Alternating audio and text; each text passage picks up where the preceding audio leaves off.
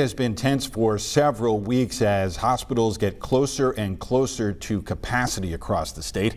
But hospital systems are stretching out their resources so no patient gets turned away. Thanks for joining us at 5. I'm Rolly Hoyt. Marlisa has the night off.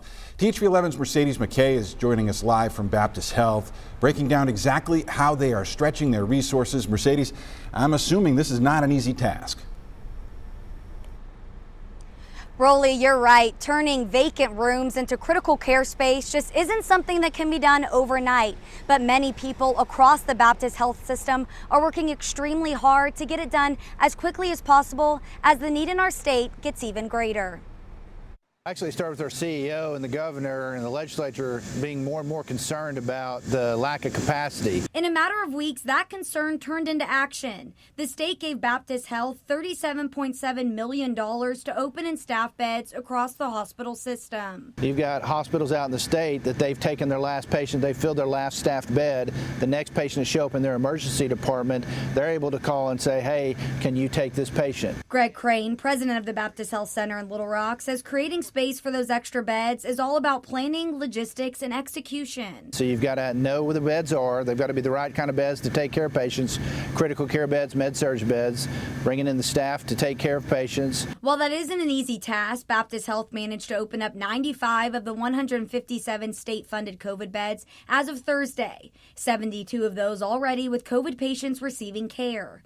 Out of those 95 beds, 62 opened in Little Rock, 21 opened in Fort Smith, and 12 opened in Van Buren. Crane says as soon as the rooms are staffed and equipped, patients come in immediately. We opened 12 beds here in Little Rock and they were filled within 24 hours.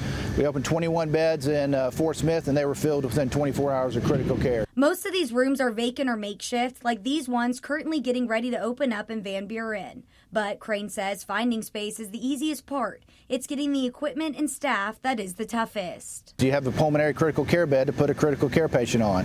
You know, they're not just sitting around, so you've got to resource those from different parts of the country. While all of that in the matter of weeks is a significant lift, Crane says they'll work as hard as they can to ease the load on crowded hospitals. We're able to help them and take them so that we continue to have capability in local communities to take care of not only COVID, but other emergencies that come along in life. The goal is to have all 157 beds opened up by August 25th. The beds will stay open for up to 60 days, and then Baptist Health will reassess depending on the need at the time. Live in Little Rock, Mercedes McKay, THV11 News.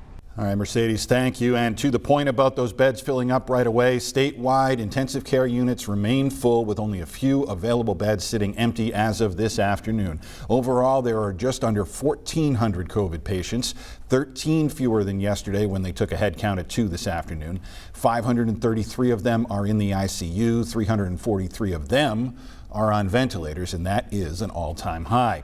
As for the case count, a little more than 2,400 new cases. That's lower than last Friday and gets us back on a trend we saw earlier this week until yesterday's disappointing numbers. What the line shows, as you can see on your screen, cases did flatten out this week. The big question, which way will they go, up or down? Now that a bunch of school kids have been marched off to get tested after a week in class. Also noting we have 33 deaths reported in the last 24 hours.